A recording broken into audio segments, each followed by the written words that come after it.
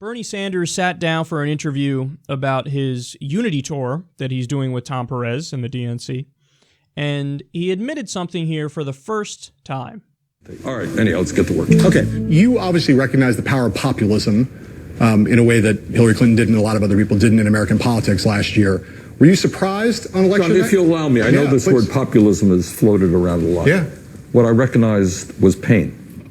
All over this country, people are hurting, and they're hurting very badly. Trump understood that, by the way. And that's why he said the whole system sucks, so I'm going to blow it up. Well, it turns out he lied. Do you think if you'd been the Democratic nominee that you would have beaten Donald Trump? Who knows? I mean... Really? I mean, yeah, I think it's likely, but you never know. As you well know, I'm not into speculating, it doesn't matter. Well, it matters a little bit because it talks about what kind of politics the Democratic Party should embrace going forward. Is it your kind of politics or someone else's? No, I think the politics that the Democratic Party must embrace for its survival is a progressive party which makes it very clear that it stands with working people. I am fighting as hard as I can, and there is massive opposition to that. That's the fight that we'll have to wage right now. The establishment doesn't go easily into the sunset. He said it. Would you have won? I don't know. Really? Well, it's likely, but it doesn't matter. It doesn't matter. He knows. He knows damn well. He doesn't want to say it because he doesn't want to be a dick. I mean, I really think it's as simple as that. It just boils down to that he doesn't want to do what he views as splitting the left.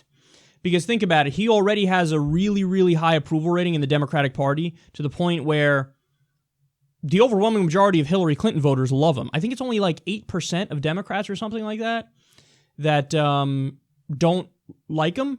But they're so loud and obnoxious, and you see them all the time on Twitter, that you get a feeling like it's more than it is.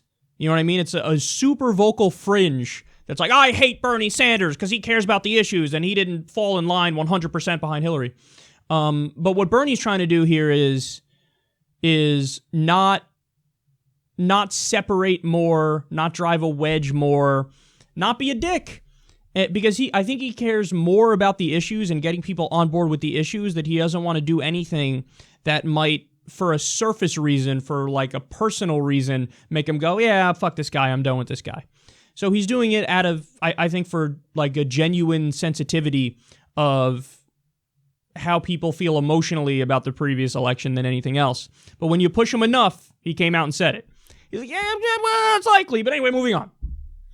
And guys, so here's the point for Bernie's trying hard not to be a dick, which is why he's hesitant to even say it. I don't care if I'm viewed as a dick. So I say it and I scream it from the rooftops and I give you the million reasons why I think it's true. But here's why we bring up that Bernie would have won and why we bring it up all the time. Because what's his face? John Heilman, is that his name? Like he said, well, this is everything because it's what direction is the party going to go in from here? If you determine Bernie wouldn't have won and Bernie would have got crushed, worse than Hillary did, well, then the answer is we got to go in a Joe Manchin direction and run further to the right because that was the problem. Hey, Hillary was too progressive and Bernie was even more progressive than her and Trump would have destroyed them. So we got to go right. We got to go Joe Manchin style, totally corporate Democrat, totally Republican light. So, but that obviously is not the case. The reality is he would have won and the evidence shows that it's likely he would have won. So the answer, yes, is to go more in his direction. Now, what is the evidence to that effect? We've discussed it before, but no harm in bringing it up again. He's the most popular politician in the country right now. That's literal. Even Republicans like the guy. Republicans like him, independents like him, Democrats like him. He's above 50% with every single, demographic group in the country. Isn't that amazing? That's crazy.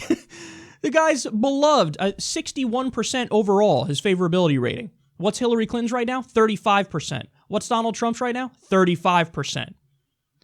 So he nearly doubles them, man. He nearly doubles them because all he does is care about the issues and focus on the issues. And, he gives a speech. There's not a weird political thing in any of it in the sense that he's playing politics. There's not a weird personal thing. There's not a platitude in sight, not a cliche in sight. The guy goes out, we need a Medicare for all system to fix our healthcare system, and Make it like every other modern nation. We need free college. We need to make the minimum wage a living wage. We need to reduce income inequality. We need to legalize marijuana. So he's out there hammering away on all these issues, which, by the way, a majority of the American people are on his side. And people go, I like that guy, and he didn't take the corporate money. He didn't sell out. He's pushing for the issues I like, which is why, again, he's the most popular politician in America. He crushes everybody in sight. And the election polls as well. Remember, guys, when they did the election polls, Bernie Sanders versus Donald Trump, Bernie was up 10 points on average. In some polls, he was up 15 points on Donald Trump. Now, again, the main reason why Hillary Clinton lost, the Rust Belt, which was viewed as the Democratic firewall. They thought it's so safe that she didn't even campaign in some of those states. Now, what was one of the main criticisms that they gave against Bernie Sanders during the primary, the Hillary people? They said, well, he's not going to win because his supporters are too white and too male. Well, guess what? Who ultimately lost the election for Hillary Clinton? The white males who had lost their factory jobs in the Rust Belt, who said, Trump, I got to overlook a lot of the shitty things he says because he says he's going to keep jobs here. He's not going to do any more stupid trade deals.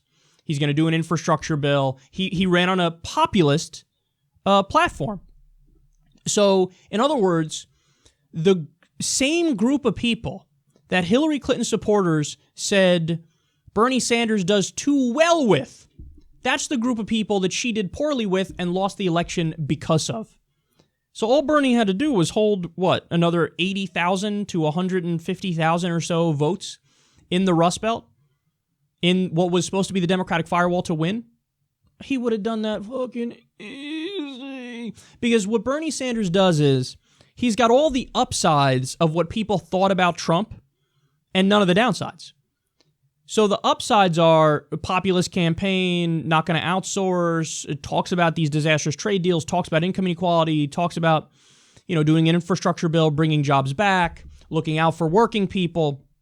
He does all that without the baggage of the sometimes flat out xenophobia and bigotry. There are some voters who voted for Trump because of that, but at least half of them overlook that and voted for him because of the other stuff, because of the anti-establishment angle. So Bernie's the anti-establishment candidate without the baggage of the xenophobia and the bigotry. Of course, that's something that's going to resonate. So, I think it's pretty clear. And what the Democratic Party needs to do if they want to be serious, if they want to win and they want to be serious, is stop taking the corporate money, stop taking the PAC money, stop taking the billionaire money, do grassroots fundraising from the people, and be crystal clear in exactly what you're in favor of.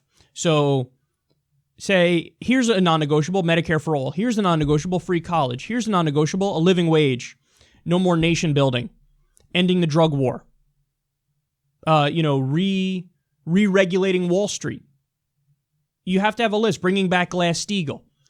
Things that the overwhelming majority of the American people agree with. There are honestly many of them common sense proposals. And say, do we have a litmus test? You're damn fucking right we have a litmus test. If you want to be a Democrat, well, then you just, by definition, can't take corporate money and PAC money. Then watch how fast people rush to the Democratic Party. And by the way, that's why Justice Democrats, the initiative we're doing, is working. Because people understand exactly what we're about. This is the movement they wanted. This is the Bernie wing of the party taking over the Democratic Party and kicking out the corporatists. And this is the only path to victory. I mean, you lost to fucking Donald Trump. You lost to Trump. The Republicans have a majority in the Senate, the House, state legislatures, and governorships. They've wiped you out from coast to coast. And now you think, well, let's just keep doing what we were doing and let's double down on the Hillary path, the neoliberal path, the corporatist path. Well, then prepare to keep losing. We can't afford that. We need to go the progressive path, the populist left path. And it appears like Bernie even knows. Yeah, would I have beaten Trump? Okay, it's likely. Okay, come on, it's obvious. Yeah, I definitely would have beaten Trump. But okay, but don't even worry about that. Let's just focus on the issues and let's try to get to the next election and have this wave with principled progressives taking over.